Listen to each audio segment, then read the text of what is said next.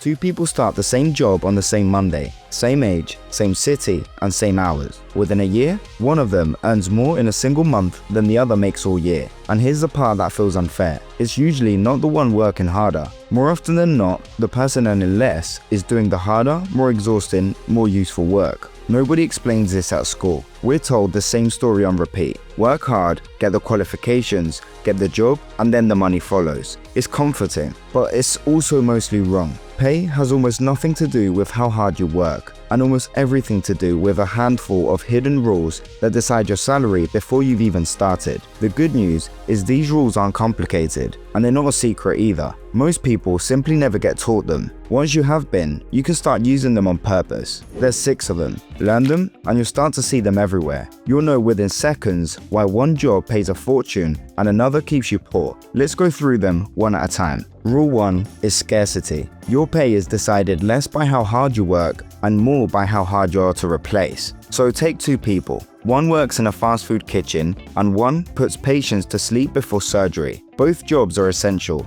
but one is trained in a couple of weeks and the other spends over a decade learning to keep someone alive on the edge of consciousness. The gap in their pay has almost nothing to do with the effort and everything to do with one question: how many people could step in and do this tomorrow? This is the uncomfortable truth about work. The market doesn't pay you for how hard your job is or how much it matters. Some of the most important work there is, caring for the elderly, teaching children, nursing the sick, is paid badly. Not because it isn't valuable, but because a lot of people can be trained to do it. High supply, low price. Now the opposite. A surgeon who can perform an operation only a handful of people in the country can do. Tiny supply, but it has a huge demand. They name their price. So before you ask whether a job is important, ask how replaceable you would be in it. The whole game is moving yourself into the small group of people who can do something few others can. But scarcity on its own isn't enough, because there's one force that can make even a common skill pay a fortune, and that's rule number 2.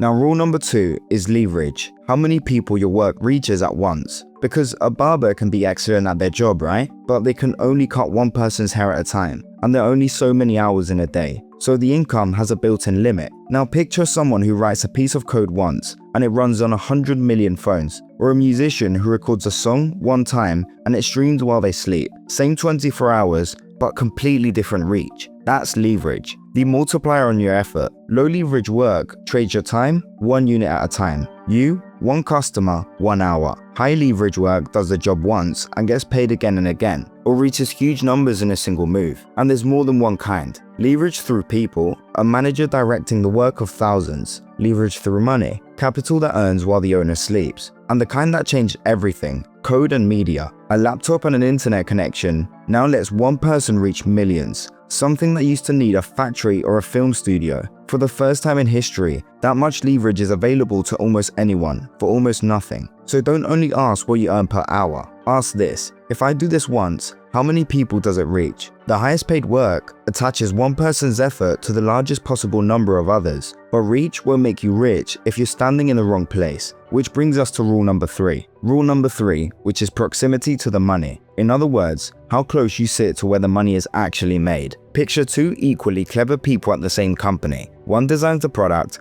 and one sells it. The designer might be more talented of the two, but it's very often the salesperson who earns more, because one of them sits right on top of the money and the other sits a few rooms away from it. Cash flows fastest to the people closest to the point where it's made or exchanged. Sales, making deals, finance. The person who closes deals can point at a number and say, "I brought that in," and keep a slice of it. The person who moves a fortune from one place to another takes a percentage on the way past. Their hand is directly on the tap. Everyone else, however skilled, sits further down the pipe.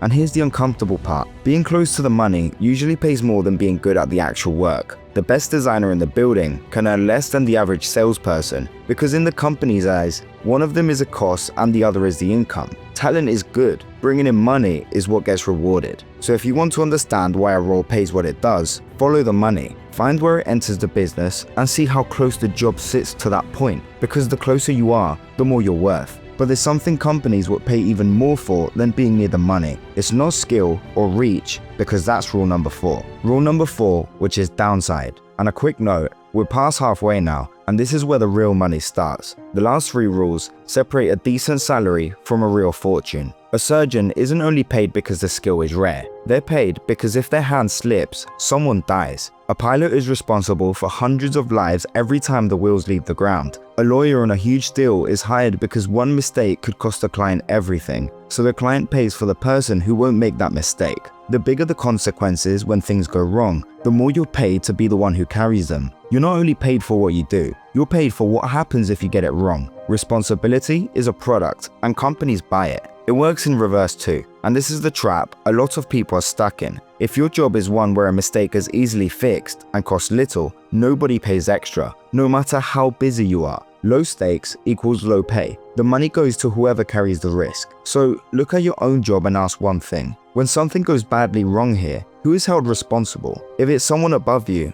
that's where the money is too. But there's a harsher version of this rule, one that pays surprisingly well for surprisingly ordinary work, which means we go into rule number 5. Now we go on to rule number 5, which is the job nobody wants. Some of the best paid ordinary work in the world happens in the worst conditions. People on oil rigs and deep sea vessels earn serious money for work that needs no degree, because the trade-off is months away from home, somewhere remote and dangerous. Night shifts pay way more than day shifts for the same tasks, simply because most people don't want to be awake at 3 in the morning, and the people who clean up the things most of us couldn't face are paid far better than you would expect. Again, scarcity, but a different type. Not scarcity of skill, scarcity of willingness. If a job is dangerous, lonely, dirty, or just miserable, fewer people sign up, supply drops, and the price climbs. The market quietly pays more for discomfort. It's one of the few levers almost anyone can pull. You can often trade a few hard years for an income most people in comfortable jobs never reach, just by being willing to do what they won't. But notice something about every rule so far. Scarcity, leverage, proximity, downside, discomfort. They've all still got a limit, because all ways of being paid for your time. The last rule removes that limit completely. Now this is the big one, and we get into rule number 6. Now rule number 6 is an interesting one because you get paid for outcomes and not for your hours. Here's the thing about every rule so far. They can all earn you a very good salary, but there's still, every one of them, a way of renting out your time. And time has a hard limit. There are only so many hours in a day, and once they're gone, they're gone. The people who get seriously rich almost never get there on a salary. They're paid for outcomes instead of attendance. They own a piece of what they build. A founder who owns a company. A salesperson on commission who keeps a share of every deal.